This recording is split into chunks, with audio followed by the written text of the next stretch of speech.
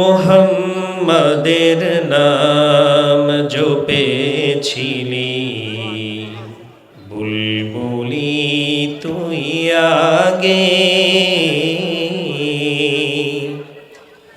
মুহাম্মাদের নাম জপেছিলি, বুলবুলি তুই আগে। তাই কিরে তোর কণ্ঠেরি গান, তাই কিরে তোর কণ্ঠেরি গান এমন মধুর লাগে ওরে, এমন মধুর লাগে। বন্ধুত্বের বাঁধন স্বেচ্ছাসেবী সংগঠনের উদ্যোগে দ্বিতীয় বার্ষিক বিরাট ওয়াজ মাহফিল ও ইসলামী সম্মেলন 2024 আজকের এই মহতি প্রোগ্রামের সভাপতিত্ব করছেন মোহাম্মদ সেলিম রেজা, বারাকাল্লাহু ফি উমরিহি, সবাই বলেন আমিন। প্রধান অতিথি হিসেবে আছেন জনাব মোহাম্মদ আলী জিন্না, মিস্টার বিএসসি। আল্লাহ রাব্বুল আলামিন তার হায়াতে জিন্দেগির ভিতরে বরকত দান করুন, জোরে বলেন আমিন। আল্লাহ রাব্বুল আলামিন বলেন, বাল হুয়া কুরআনুম মাজিদুন ফি লাওহিম মাহফুজ।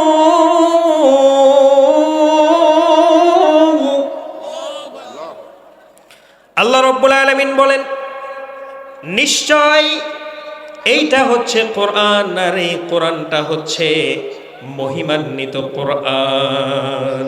সুবহানাল্লাহ। আপনাদের মুখ দেখি সবার বন্ধ, ব্যাটারি কি ডাউন হইল নাকি? কথা কয় না তো। আয়াতের শেষে একটু জোরে আল্লাহু আকবার যদি না বলেন, তাহলে তো বক্তার শরীরে ওয়াজের জোশ বাড়বে না, ঠিক কিনা বলেন? আয়াতের শেষে অন্তত জোরে চিৎকার করে আল্লাহু আকবার বলবেন, এটা যেন আমার বলে দেওয়া না লাগে, ঠিক কিনা বলেন? আর একবার যদি আল্লাহকে ডাক দেন, হতেও পারে আল্লাহ পাক একবার ডাক দিলে একবারই আল্লাহ পাক যদি আপনার ডাক শুনে যায়, আপনার বিনা হিসাবে জান্নাত তিনি দিয়ে দিতে পারেন। বলেন সুবহানাল্লাহ। কথা বলবেন এবার থেকে, কথা বলবেন। আবার আল্লাহ রাব্বুল আলামিন এই কোরআনকে বিজ্ঞানময় কোরআন বলেছেন। আল্লাহ রাব্বুল আলামিন বলেন, ইয়াসিন ওয়াল কুরআনিল হাকীম।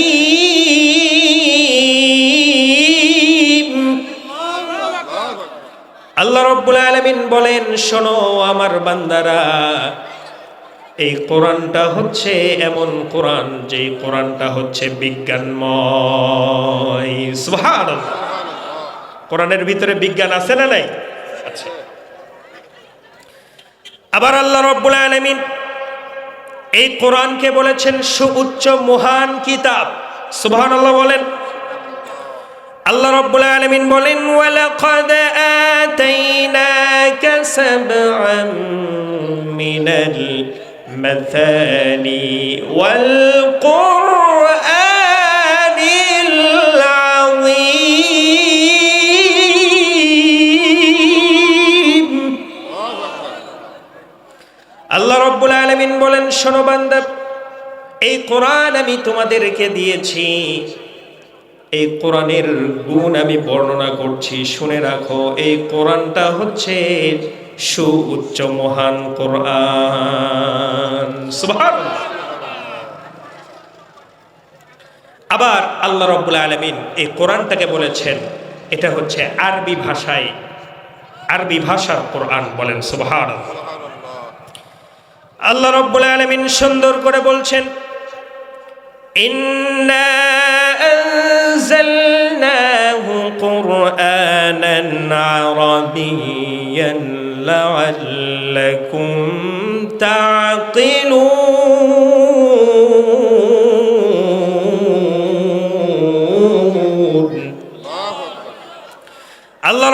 আলামিন বলেন, এটা সেই কোরআন আমি যেটা তোমাদের জন্য আরবি ভাষায় অবতীর্ণ করে দিয়েছি, যেন এই আরবি ভাষা তোমরা সহজে বুঝতে পারো। সুবহানাল্লাহ। আরবি ভাষাটা পৃথিবীতে সবচাইতে সহজ ভাষা, বলেন সুবহানাল্লাহ।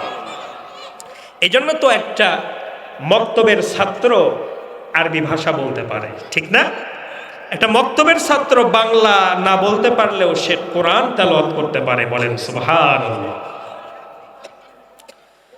আমার বন্ধুগণ, এই কোরআনুল কারীমকে যদি আমরা চর্চা করি, কোরআন আমাদেরকে মহিমান্বিত করে দিবে, কোরআন আমাদেরকে সুমহান করে দিবে। একটা সময় এমন সময় ছিল যে সময় কোরআনের সোনালী দিন ছিল, মানুষ প্রয়োজনীয় সমস্ত কথাবার্তাগুলো কোরআনে কারিমের আয়াত দিয়ে তেলাওয়াত করে তারা শেষ করে দিত। সুবহান। ও জমানে মে মুআজ্জজ থে, ও জমানে মে মুআজ্জজ থে, মুসলমান হোকর और तुम खार हुए तारिक़े कुरआन होकर। ওই জামানার মানুষগুলো কোরআনকে কাছে টেনে তারা সোনালী দিনে ছিল, আর তোমরা কোরআনকে ছেড়ে দিয়েছো, অন্ধকারের ভিতরে পতিত হয়ে গেছো, ঠিক কি না? কোরআনের চর্চা পৃথিবীতে যতদিন ছিল পৃথিবীতে শান্তি ছিল, কোরআনের চর্চা যেদিন থেকে বন্ধ হয়েছে সেদিন থেকেই পৃথিবীতে অশান্তি শুরু হয়েছে, জোরে বলেন ঠিক কিনা? আমার বন্ধুগণ, আল্লাহ রাব্বুল আলামিন এই কোরআনে কারীমের সূরাত ফুরকানের ৭০ নম্বর আয়াত, যে আয়াত তেলাওয়াত করে আমি আপনাদের সামনে বক্তৃতা উপস্থাপন শুরু করেছি, সে আয়াতের ভিতরে আল্লাহ পাক বলেন, বান্দা আমি তোমার জীবনের সকল গুনাহ খাতাগুলো আমি মাফ করে দিব, শুধু মাফ করেই দিব না, গুনার পরিবর্তে ওই গুনাহগুলোকে আমি সওয়াবে পরিণত করে দিব। তিনটা কাজ, কয়টা? আল্লাহ রাব্বুল আলামিন বলছেন, ইল্লা মান তাবা ওয়া আমানা ওয়া আমিলা সালিহান ফাউলাইকা ইউবাদদিলুল্লাহু সাইয়্যাতিহিম হাসানাত। জোরে বলুন আল্লাহু আকবার। আল্লাহ রাব্বুল আলামিন বলেন, যদি কোনো বান্দা তওবা করতে পারে, এক নাম্বার আমি তার গুনাহ সমূহকে সওয়াবে পরিণত করে দেব, নেকিতে পরিণত করে দেব। এক নাম্বার কাজ তাকে করতে হবে, সে যদি গুনাহের কাজ করে থাকে ফিরে আসতে হবে কার পথে? কথা কয় না কেন? কার পথে ফিরে আসবো? ফিরে আসতে হবে আল্লাহর পথে। তাওবা মানে ফিরে আসা, প্রত্যাবর্তন করা, কাম ব্যাক করা। এক সময় সুদের কারবারি করেছি, তাওবা করে ফেললাম, আজ থেকে আর সুদের কারবার করব না। সুদের কারবারে এলাকায় আছে না নাই? কথা কয় না? আছে না নাই? জমির আইল ঠেলা ঠেলি আছে না নাই? জমি জোর জবরদস্ত করে দখল আছে না নাই? আছে না? এগুলো কি সওয়াবের কাজ? কথা কয় না, গুনাহের কাজ। তাহলে যদি কেউ এই কাজগুলো করে, তাকে তাওবা করে আল্লাহ পাক ফিরে আসার জন্য বলছেন, ও বান্দা, যদি তুমি ভুল কাজ করে থাকো, যদি তুমি গুনাহের কাজ করে থাকো, ভয় পাবার কোনো কিছু নাই, হতাশ হবার কিছু নাই। লা তাকনাতু মির রাহমাতিল্লাহ, নৈরাশ হয়ো না আমার রহমত থেকে। ও বান্দা, একবার তাওবা করে নাও, আমি তোমার জিন্দেগির সকল গুনাহ মাফ তো করেই দিব, গুনাহগুলোকে সওয়াবে পরিণত করে দিব। এক নাম্বার শর্ত কি? জোরে, 1 নাম্বার তাওবা। সবাই বলেন 1 নাম্বার কি? আরো জোরে, জোর হলো না, আরো জোরে। 1 নাম্বার তাওবা করতে আমি সুদের কারবার করেছি, ফিরে আসবো। ঘুষের কারবার করেছি, ফিরে আসবো। মানুষের জমি দখল করে খেয়েছি, ফিরে আসবো। জেনার কারবার করেছি, তাওবা করে নেব। গুনাহের কাজ করেছি, ফিরে আসবো। এই ফিরে আসার মন মানসিকতা আল্লাহ রাব্বুল আলামিন যেই বান্দার ভিতরে দেখতে পাবেন, সেই বান্দাকে মহান রব্বুল আলামিন জান্নাত দান করে দিবে।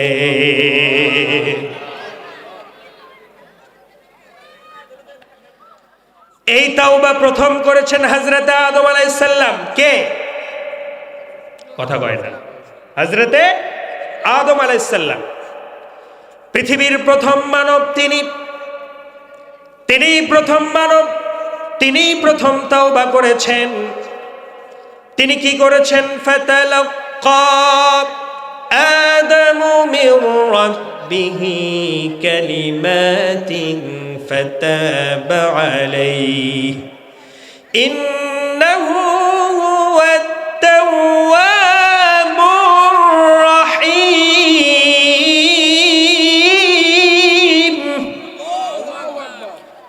আল্লাহ রাব্বুল আলামিন হযরত আদম আলাইহিস সালাম যখন গন্ধম ফল খাবার কারণে জান্নাতে থাকতে পারলেন না, দুনিয়ায় নামিয়ে দেওয়া হলো। তাওবা কি জিনিস এখনো পর্যন্ত কেউ জানে না। হযরত আদম আলাইহিস সালামের অন্তরের ভিতরে আল্লাহ রাব্বুল আলামিন তাওবার একটা কালিমা ঢুকায়া দিলেন। সুবহানাল্লাহ বলবেন না? তাওবার কালিমা ঢুকায়া দিলেন। হযরত আদম আলাইহিস সালাম তাওবা করে ফেললেন। তিনি যেই আয়াত তেলাওয়াত করে তাওবা করেছিলেন, আমার আপনার মুখের দোয়া, আমার আপনার ঠোঁটের মাঝখানে লাগানো দোয়া, প্রত্যেকটা ইমাম সাহেব হাত তোলার পরে প্রথম যেই দোয়া পড়ে, একজনও চুপ থাকবেন না, সবাই আমার সঙ্গে পড়েন, রব্বানা যালামনা আনফুসানা ওয়া ইন লাম তাগফির লানা ওয়া তারহামনা লানাকুনান্না মিনাল খাসিরিন। জোরে বলেন আল্লাহু আকবার। আল্লাহ রাব্বুল আলামিন আদম আলাইহিস সালামকে ক্ষমা করে দিলেন। আমাদেরও ভুল আছে না নাই? কথা কয় না? গুনাহ আছে না নাই? দেখি কার কার গুনাহ নাই, একটু হাত তোলেন। ওই যে ছোট্ট একটা মাসুম বাচ্চা হাত তুলেছে, আসলে ওর তো গুনাহ নাই, ঠিক কিনা বলেন? মাসুম বাচ্চার তো কোনো গুনাহ নাই, ঠিক কিনা? এছাড়া আমার আপনার স্টেজে যারা আছি এবং সামনে যারা আছি সবারই গুনাহ আছে না নাই? তাহলে তাওবারও দরকার আছে না নাই? আছে না? অনেকে ভুল করে, মনে করে কোনোদিন আল্লাহ পাক আমাকে ক্ষমা করবেন না। কে বলেছেন? বুখারী মুসলিমের হাদিস, মুতাফাক্কুন আলাইহি। প্রামাণ্য চিত্রটা আমি আপনাদের সামনে তুলে ধরছি, মনোযোগ দিয়ে শুনবেন। বনি ইসরায়েলের একজন যুবক, একজন সিরিয়াল কিলার, একজন মার্ডারার, জীবনে ৯৯টা খুন করেছে। কত? সবাই বলেন কত?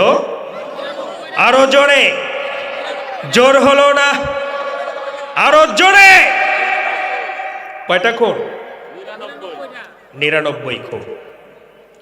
৯৯টা খুন করার পরে যুবকের ভিতরে তাওবার টেন্ডেন্সি আল্লাহ পাক তৈরি করে দিলেন। সুবহানাল্লাহ। যুবক এইবার আল্লাহর পথে ফিরে আসতে চায়, আল্লাহর দিকে প্রত্যাবর্তন করতে চায়, ভালোর পথে চলে আসতে চায়। পথের ভিতরে এক আল্লাহর গোলামের সঙ্গে তার দেখা।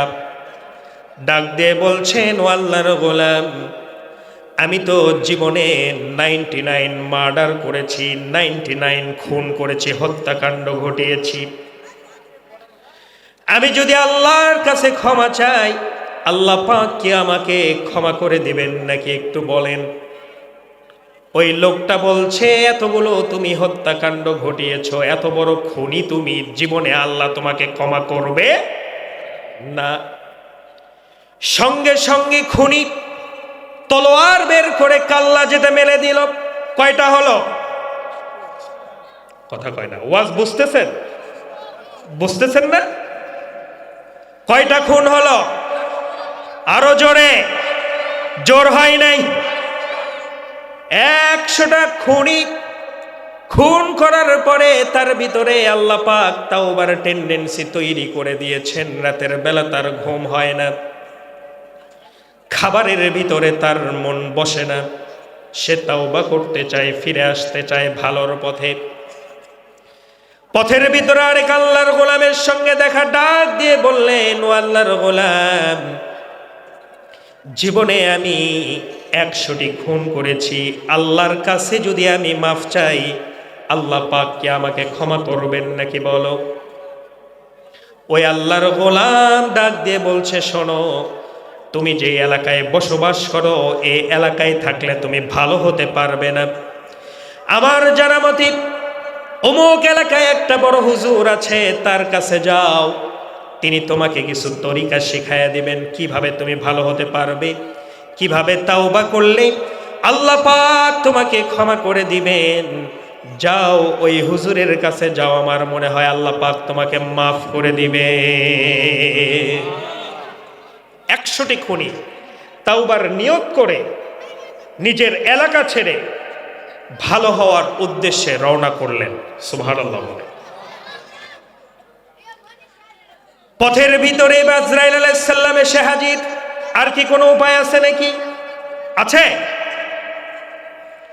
আজরাইল আলাইহিস সালাম এসে 100টি খুনির জান কবজ করে নিয়ে গেল। লাশ পড়ে আছে রাস্তায়। আযাবের ফেরেশতা চলে এসেছে, গজবের ফেরেশতাও চলে এসেছে,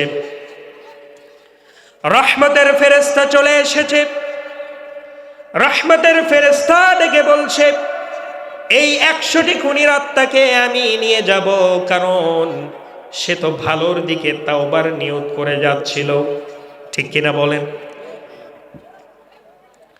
গজবের ফেরেশতা ডেকে বলছে, না না না, জীবনে এই ব্যক্তিটি 100টি খুন করেছে, নিশ্চিতভাবে সে জাহান্নামী হয়ে যাবে, একে আমি সিজ্জিনে নিয়ে যাব। আল্লাহ রাব্বুল আলামিন 2 গ্রুপের ফেরেশতার ঝগড়া দেখে বললেন, ও আমার ফেরেশতারা শোনো, আমার ওই 100টি খুনি আমার গোলাম, সে যে তাওবার নিয়ত করে ভালোর পথে যাচ্ছিল, রাস্তাটা মেপে দেখো, সে ভালোর দিকে বেশি গিয়েছে না নিজের বাড়ির দিকেই বেশি আছে, একটু মেপে দেখো। এক পর্যায়ে মেপে দেখা গেল 100টি খুনি ভালোর দিকেই বেশি গিয়েছে। আল্লাহ রাব্বুল আলামিন ঘোষণা করলেন, ও আমার ফেরেশতারা, আমি আমার ওই 100টি খুনি বান্দাকে আমি ক্ষমা করে জান্নাত দিয়ে দিলাম। লিল্লাহে তাকবীর। কতটি খুনি মাফ পেল? কথা কয় না। কতটি খুনি মাফ পেল?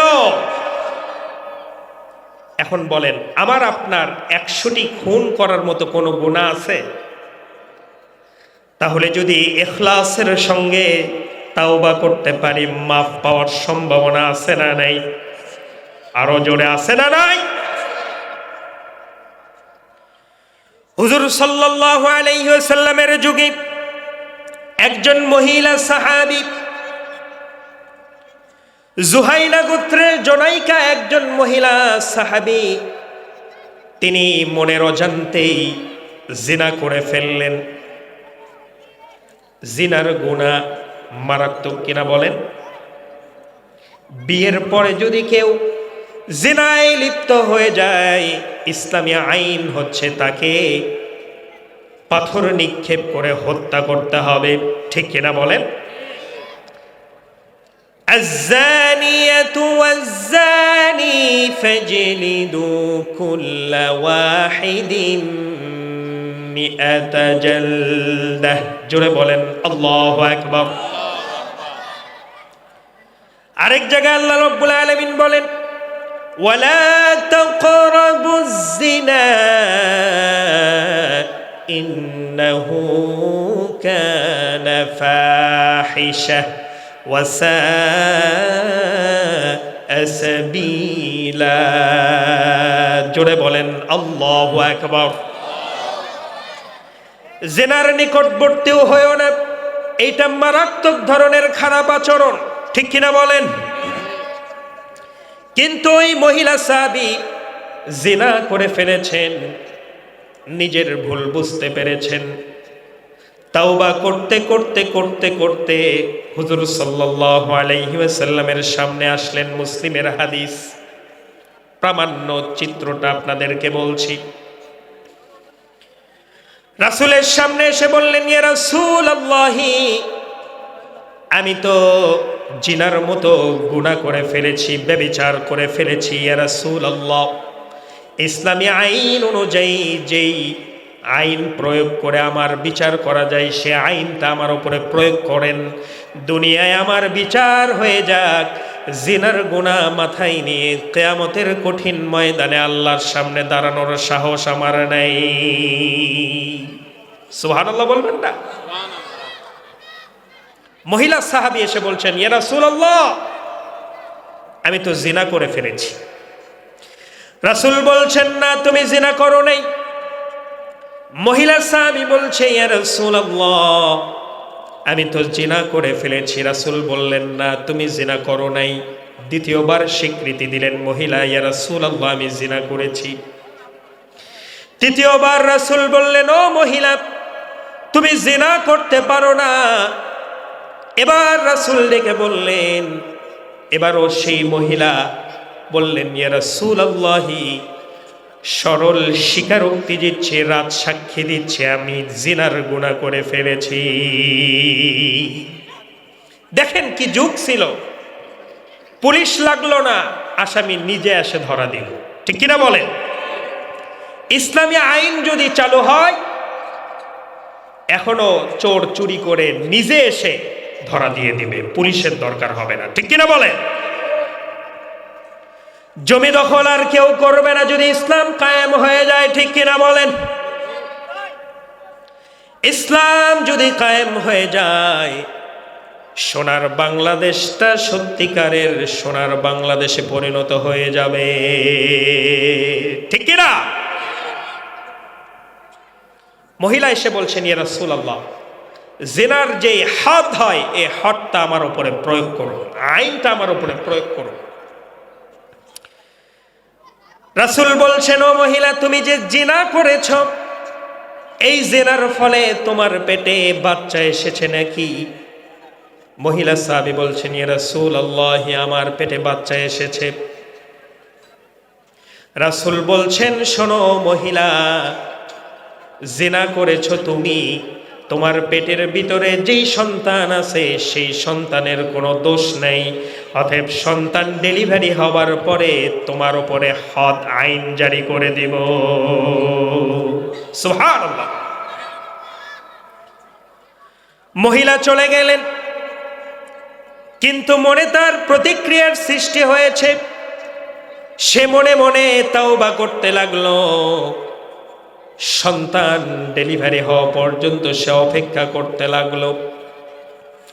আমার বন্ধুগণ, সন্তান যখন ডেলিভারি হয়েছে, 2 দিন যায় নাই, সন্তান কোলে করে নিয়ে এসে বলছে, ইয়া রাসূলুল্লাহ, আমি সেই জিনাকারিনী মহিলা, যার উপরে আপনার আইন বিধি অনুযায়ী, ইসলামী আইন অনুযায়ী তার উপরে আইন প্রয়োগ করার কথা ছিল। ইয়া রাসূলুল্লাহ, আমার সন্তান ডেলিভারি হয়ে গেছে, আমার আইনটা প্রয়োগ করেন। সুবহানাল্লাহ বলবেন না? রাসূল ডাক দিয়ে বললেন, ও মহিলা, তুমি সন্তান প্রসব করেছ ঠিক, তোমার স্তনে ওই সন্তানের খাদ্য মহান রব্বুল আলামিন রিজিকটা তার দিয়ে দিয়েছে। সুবহানাল্লাহ। ওয়াল ওয়ালিদাতু ইউরদি'না আওলাদাহুন্না হাউলাইনি কামিলাইনি লিমান আরাদা আন ইউতিম্মার রাদাহ। জোরে বলেন আল্লাহু আকবার। প্রত্যেক মার দায়িত্ব হলো সন্তান ডেলিভারি হয়ে যাবার পরে 2 বছর সেই সন্তানকে দুধ পান করানো লাগবে। সুবহানাল্লাহ বলেন। সেই মহিলাকে হুজুর সাল্লাল্লাহু আলাইহি ওয়াসাল্লাম ডাক দিয়ে বললেন, ও আমার মহিলা সাহাবী, যেহেতু তোমার স্তনের ভিতরে তোমার সন্তানের রিজিক আল্লাহ রাব্বুল আলামিন ঢুকায়া দিয়েছে, কাজেই অন্তত 6টি মাস তোমার সন্তানকে দুধ পান করানোর পর আমার কাছে আসো, তোমার উপরে হদ আইন জারি করে দিব। সুবহানাল্লাহ বলেন। মহিলা আবার ঘুরে চলে গেলেন। আল্লাহর কাছে তওবা করতে করতে দিনগুলো গুনছেন, প্রহর গুনছেন। 6 মাস হয়ে গেল। তৃতীয়বার তিনি চলে আসলেন, এসে বলছেন, ইয়া রাসূলুল্লাহি, একবার নয়, দুবার নয়, আপনার কাছে এটা নিয়ে 3 বার আমি আসলাম। ইয়া রাসূলুল্লাহি, জিনার গুনাহ বহন করে আমি আর পৃথিবীতে থাকতে চাই না। ইসলামী আইন অনুযায়ী আমার উপরে আইনটা প্রয়োগ করে দিন। সুবহানাল্লাহ। রাসূল সাল্লাল্লাহু আলাইহি ওয়াসাল্লাম 6 মাসের সেই জিনাকারিনী, তার কোলে যে 6 মাসের শিশু বাচ্চাটি ছিল, বাচ্চাটি নিয়ে উপরে তুলে বলছেন, ও আমার সাহাবীরা, এই সন্তানের দায়িত্বটা একজন নাও। এই সন্তানের দায়িত্ব যে নিবে, ফাহিয়া ফিল জান্নাতি কাহাতাইন, জান্নাতের ভিতরে ওই সাহাবী আর আমি হুজুর সাল্লাল্লাহু আলাইহি ওয়াসাল্লাম 2 আঙ্গুলের দূরত্বে বসবাস করব। সুবহানাল্লাহ। এই সন্তানের দায়িত্বটা নাও। কয়েকজন দৌড়ে চলে আসলেন সন্তানের দায়িত্ব নেওয়ার জন্য। হুজুর সাল্লাল্লাহু আলাইহি ওয়াসাল্লাম একজনকে দায়িত্ব দিয়ে দিলেন, আর কয়েকজনকে দায়িত্ব দিলেন, যাও এই জিনাকারিনী মহিলাকে নিয়ে চলে যাও, সকল মানুষদেরকে ডেকে এর কোমর পর্যন্ত মাটির ভিতরে পুঁতে একে পাথর নিক্ষেপ করে মৃত্যু নিশ্চিত না হওয়া পর্যন্ত পাথর নিক্ষেপ করো। কার আইন? আল্লাহর আইন। জোরে বলেন, কার আইন? আল্লাহ। করলে বিবাহের পরেও যদি পরকীয়া প্রেম আসে না নাই? আছে না? সমাজটাকে ধ্বংস করে দিয়েছে এই পরকীয়া প্রেম। জোরে বলেন ঠিক কিনা? জিনা 6 লাখ হয়ে গেছে। বিয়ের পরে ইসলামী আইন হচ্ছে, বিয়ের পরেও যদি কেউ জিনা করে তাহলে তার কোমর পর্যন্ত পুঁতে ফেলে তার মৃত্যু নিশ্চিত না হওয়া পর্যন্ত তাকে পাথর নিক্ষেপ করতে হবে। ঠিক কিনা বলে? আমার বন্ধুগণ, রাসূল সাল্লাল্লাহু আলাইহি ওয়াসাল্লাম সেই মহিলা সাহাবীকে বললেন, যাও, তোমার বিচার আজকে কার্যকর হয়ে যাবে। পাথর নিক্ষেপ করে তার মৃত্যু নিশ্চিত করে ফেলা হলো। পাথর নিক্ষেপ করে এসে হযরত আলী হুজুর সাল্লাল্লাহু আলাইহি ওয়াসাল্লামের সামনে এসে বলছেন, ইয়া রাসূলুল্লাহি, তিনি নাক সিটকাচ্ছেন, নাক সিটকিয়ে বলছেন, ইয়া রাসূলুল্লাহি, ওই বদকারিনী মহিলার রক্তটা আমার গায়ে ফিঙ্কি দিয়ে পড়েছে। ইয়া রাসূলুল্লাহি, কি একটা বিশ্রী অবস্থা। হযরত আলী নাক ছিটকাচ্ছেন।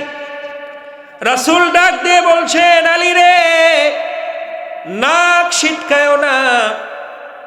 আমার সেই মহিলা সাহাবী এই মুহূর্তে জান্নাতের ভিতরে চলে গিয়েছে। লিল্লাহে তাকবীর। আল্লাহু আকবার। সে জান্নাতে চলে গিয়েছে। বলেন সুবহানাল্লাহ। হযরত আলীকে বললেন, আমার মহিলা সাহাবীকে নিয়ে আসো, ধোয়ানোর বন্দোবস্ত করো, আমি কাউকে জানাজার দায়িত্ব দেব না। আমি মুহাম্মদ সাল্লাল্লাহু আলাইহি ওয়াসাল্লাম নিজে এই মহিলা সাহাবীর জানাজার দায়িত্ব গ্রহণ করলাম। রাসূল বলছেন, জানাজা শেষ হয়ে গেল। হযরত ওমর জিজ্ঞেস করলেন, ইয়া রাসূলুল্লাহ, জিনাকারিনী একজন মহিলার জানাজা আপনি পড়ালেন। হযরত ওমরকে ডেকে বলছেন, ও ওমর শোনো, এই মহিলা জিনা করার পর থেকে বাচ্চা পেটে নিয়ে যতবার তাওবা করেছে, বাচ্চাকে দুধ পান করানো পর্যন্ত যতবার তাওবা করেছে, মদিনার ৭০ জন জাহান্নামী মানুষের মাঝে যদি তার তওবাটা বিতরণ করে দেওয়া হয়, ৭০ জাহান্নামীকে আল্লাহ রাব্বুল আলামিন বিনা হিসাব জান্নাত দান করে দিবে। লিল্লাহে তাকবীর, আল্লাহু আকবার, আল্লাহু আকবার, আল্লাহু আকবার। সম্মানিত ভাইরা, তাওবা করার দরকার আছে না নাই? আছে। আমাদের গুনাহ আছে না নাই? আছে। আমাদের বাপদাদারও গুনাহ ছিল, আমাদেরও গুনাহ আছে, আছে না নাই? আমাদের 14 গোষ্ঠী গুনাহগার, ঠিক কিনা বলেন? কাজেই গুনাহ হবে। মানুষ মানে যে ভুল করে, মানুষ মানে কি? যে ভুল করে সেই মানুষ। হাদিসে কুদসিতে আছে, আল্লাহ রাব্বুল আলামিন বলেন, মানুষ যদি গুনাহ না করে, মানুষ জাতিকে আমি বিলুপ্ত করে দেব। এমন একটা জাতি আমি আবার বানাবো, যেই জাতি ভুল করবে, গুনাহ করবে, আর আমার কাছে চোখের পানি ফেলে দোয়া করে আমার কাছে মাফ চাইবে। সুবহানাল্লাহ। মাফ চাইতে চান তো ইনশাআল্লাহ? ইনশাআল্লাহ মাফ চান না আল্লাহর কাছে? চাই। আল্লাহ রাব্বুল আলামিন তো সেই রব। মানুষ যদি দুনিয়াতে কোনো দুনিয়ার আইন লঙ্ঘন করে, ধরে নেন চুরি করেছে, থানাতে পুলিশ তাকে নিয়ে গেল, 3 মাসের জেল হয়ে গেল। 3 মাস জেল খাটে সেই আসামিটা যদি বের হয়, কিন্তু জেল খাটার পরেও থানার ভিতরে লাল কালি দিয়ে দাগি আসামি হিসেবে তার নাম আছে না নাই? আছে না? আছে। কিন্তু আল্লাহ রাব্বুল আলামিনের হিসাবটাই ভিন্ন। রব্বুল আলামিন বলছেন, শোনো বান্দা, গুনাহ করেছো কোনো চিন্তা করো না, খালিস দিলে যদি আমার কাছে একবার তাওবা করতে পারো, তোমার যেই গুনার খাতা আমার ফেরেশতারা লিখে ফেলেছিল, গুনার খাতা থেকে তোমার নাম উঠায়া দিয়া তোমারে বেগুনাহ মাসুম বানায়া দিব।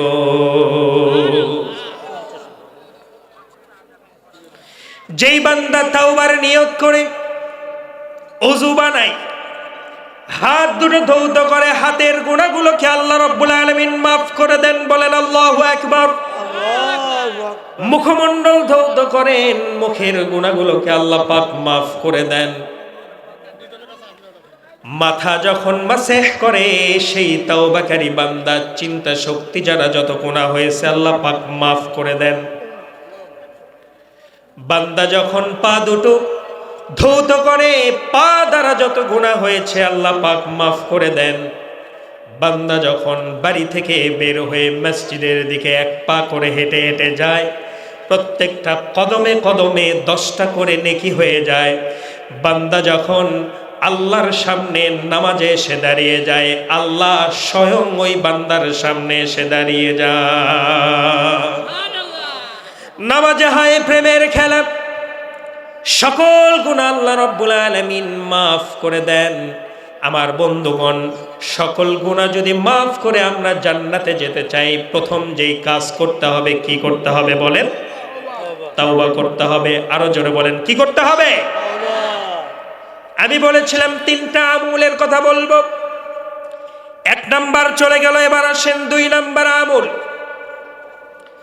এর ভিতরে আল্লাহ রাব্বুল আলামিন বলছেন, ইল্লা মান তাবা ওয়া আমানা। জোরে বলেন আল্লাহু আকবার। আল্লাহু আকবার। পরের বার 2 নম্বরে যেই শর্ত আল্লাহ রাব্বুল আলামিন দিয়েছেন, তাওবা করার পরে ইমানের মতো ইমান তোমাদেরকে আনতে হবে। সুবহানাল্লাহ।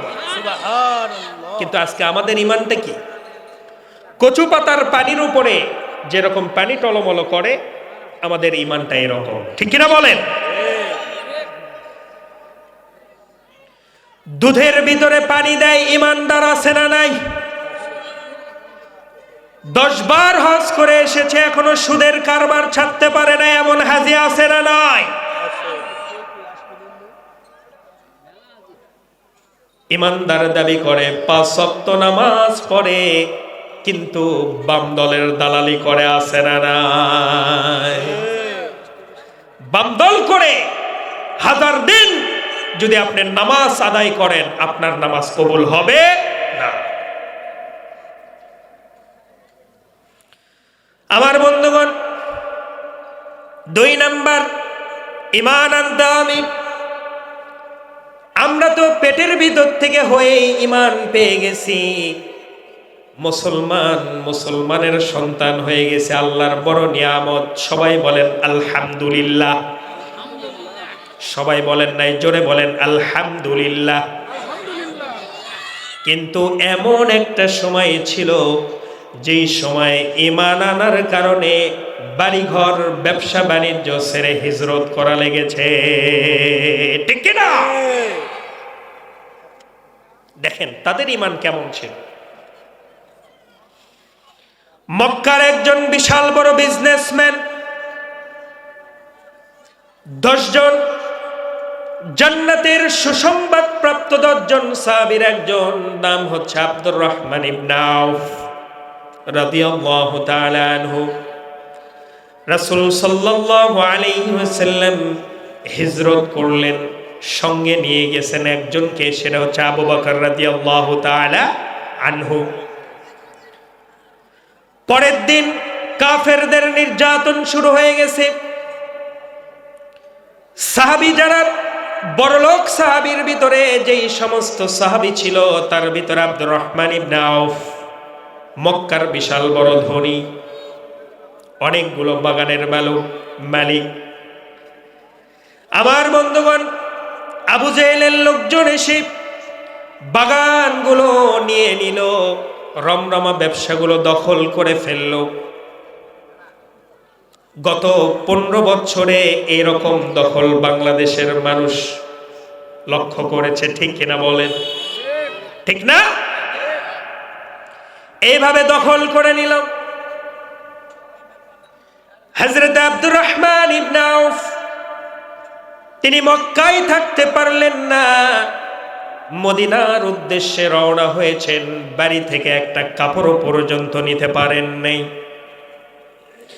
স্ত্রীকে ছেড়ে দিলেন, সন্তানকে ছেড়ে দিলেন, পাকা বাগানগুলো ইমানের জন্য ছেড়ে দিলেন।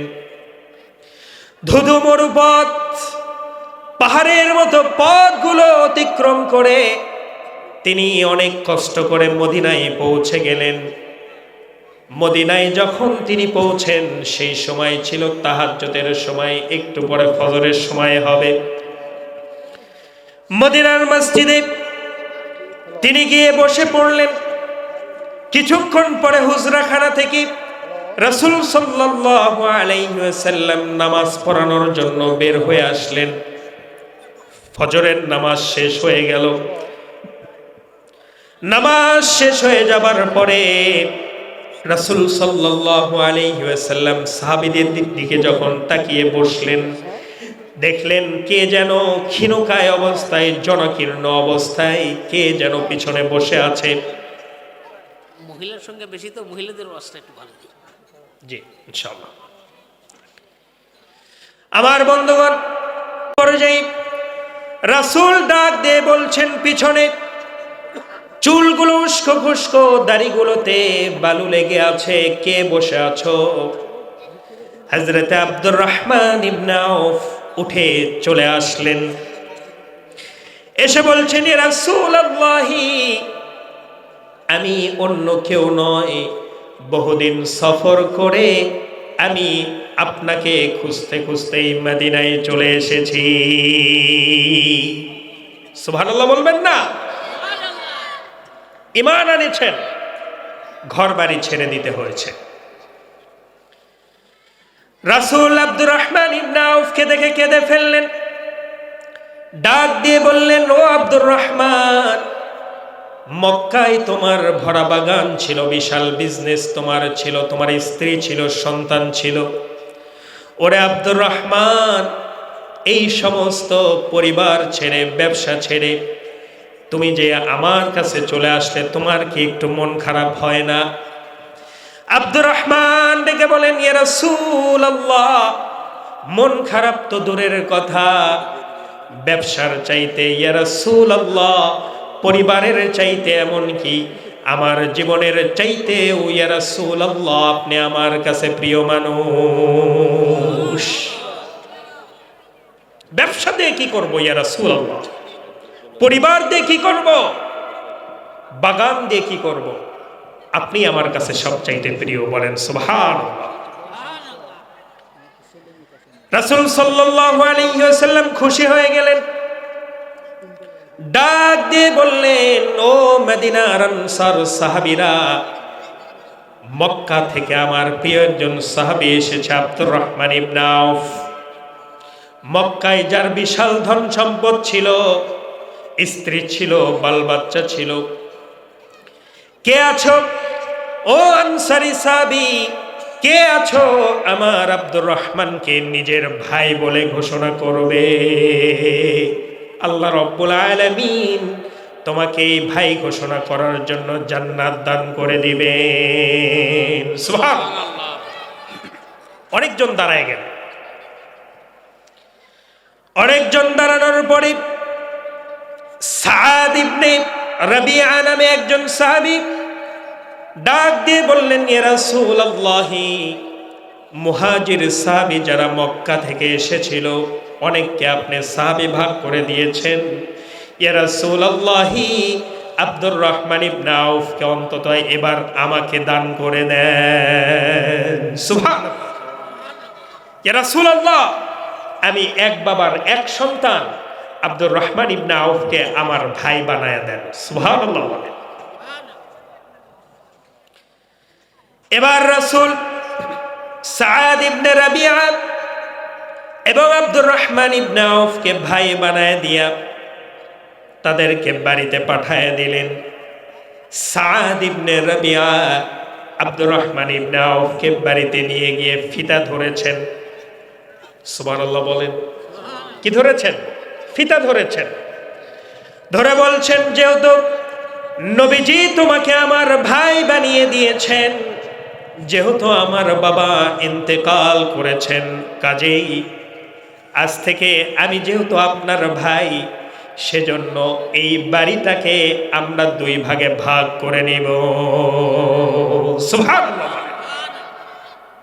কিন্তু আজকের সমাজের ভিতরে ভাই ভাই কেসাল আছে না নাই? গন্ডগোল আছে না নাই? আছে না?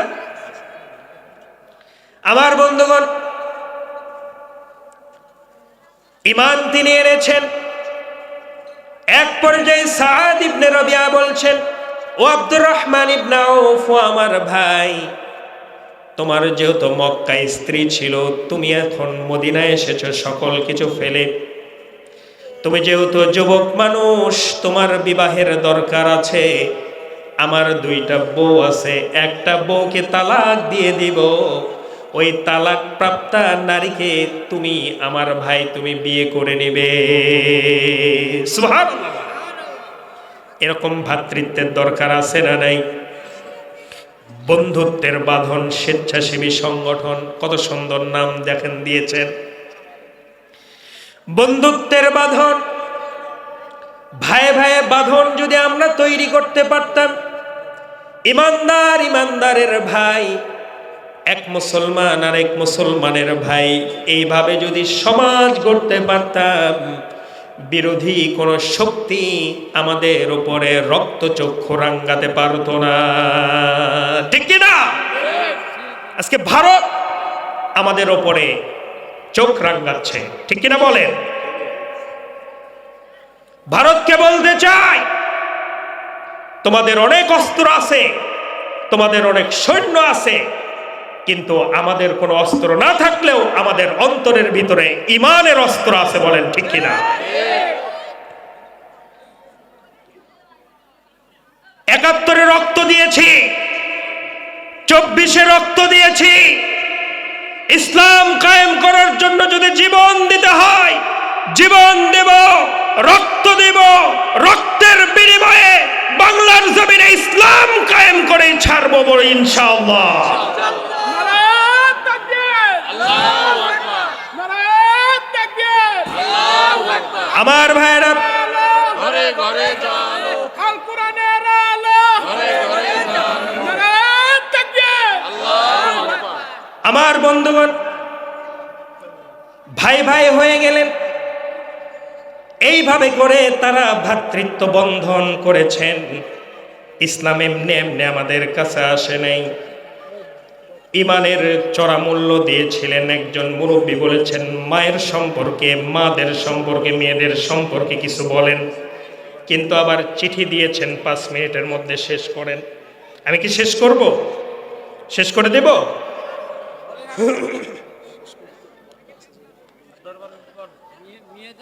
হ্যাঁ, 10-12 মিনিট বলবো। আমার মায়েরা, মনোযোগ দিয়ে কথাগুলো শুনবেন। ইমানটা কি জিনিস?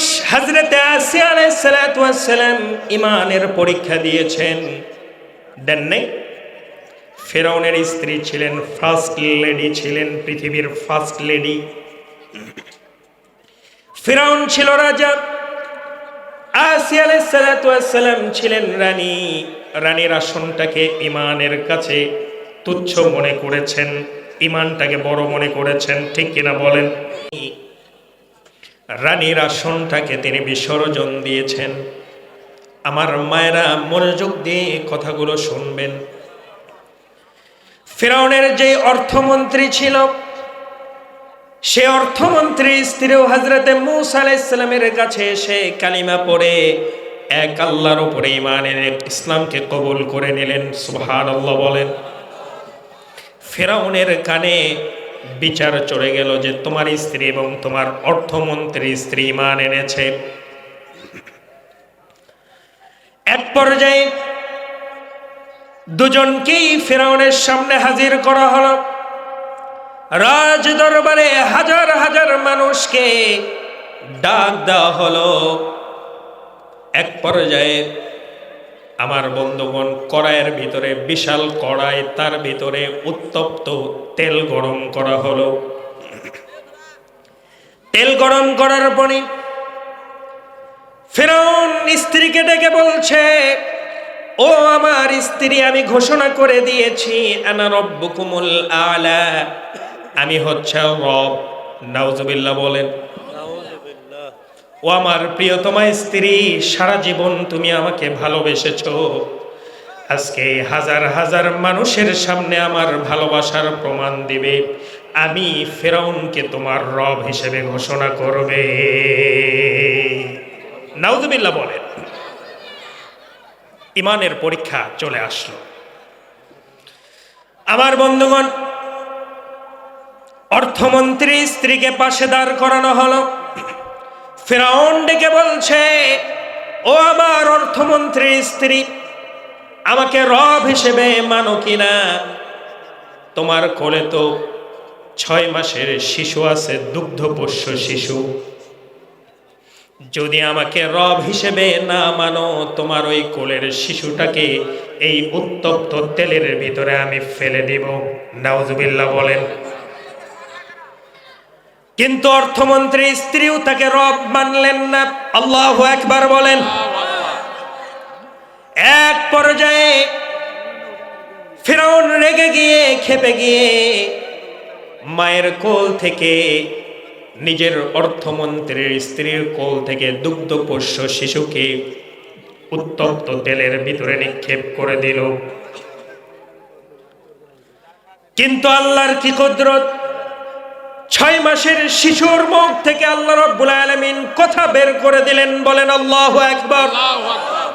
ডাক দিয়ে বলতেছে, মা, এইটা ফেরাউনের উত্তপ্ত কোনো তেলের গরম নয়, বরং এইটা হলো জান্নাতের বাগান। ইমানটা বহুগুণে বেড়ে গেল। সুবহানাল্লাহ বলবেন না? এবার অর্থমন্ত্রী স্ত্রীকেও ফেলে দেওয়া হলো। আসিয়া আলাইহিস সালাতু ওয়াস সালামের চোখের সামনে এই ঘটনাগুলো ঘটানো হচ্ছে। এবার আবার ফেরাউন ডাক দিয়ে বলছে, ও আমার প্রিয়তমা স্ত্রী, আমাকে তুমি দারুণ ভালোবাসো, আমিও তোমাকে দারুণ ভালোবাসি। আজকে ভালোবাসার প্রমাণ দিয়ে আমাকে রব হিসেবে ঘোষণা করো। এবার আসিয়া আলাইহিস সালাতু ওয়াস সালাম পরিষ্কার বলে দিলেন, আমার স্বামী গো, আমি যে আল্লাহর প্রতি ঈমান এনেছি, সেই আল্লাহ আমাকেও বানিয়েছেন, আপনাকেও বানিয়েছেন। আমাকে যদি ওই উত্তপ্ত তেলের ভিতরেও ফেলে দেন, এক চুল পরিমাণ ঈমান থেকে আমি নড়ব না। ফিরআউন নির্দয় হয়ে গেল, নির্মমতার শেষ চূড়ান্ত পর্যায় পর্যন্ত পৌঁছে গেল। আসিয়া আলাইহিস সালাতু ওয়াস সালামের হাজার হাজার মানুষের সামনে তাকে উলঙ্গ করে ফেলে দেওয়া হলো। উলঙ্গ করে মানুষের সামনে অপমান করে আসিয়া আলাইহিস সালাতু ওয়াস সালামকে এক পর্যায়ে উত্তপ্ত সেই কড়াইয়ের ভিতরে নিক্ষেপ করে দেওয়া হলো। আসিয়া আলাইহিস সালাতু ওয়াস সালাম সেই সময় দোয়া করলেন। দোয়াটা আল্লাহ রাব্বুল আলামিন সূরাত তাহরীমের ভিতরে সুন্দর করে কোট করলেন। রাব্বি বিনিলি ইনদাকা বাইতান ফিল জান্নাতি ওয়া নাজ্জিনি মিন ফিরআউনা ওয়া আমালিহি ওয়া নাজ্জিনি মিনাল কওমিয যালিমিন। জোরে বলেন আল্লাহু আকবার। রব্বুল আলামিন উত্তপ্ত আগুনের ভিতরে ফেরাউন আমাকে ফেলে দিয়েছে, মানুষের সামনে আমাকে অপমান করে ফেলেছে। রব্বুল আলামিন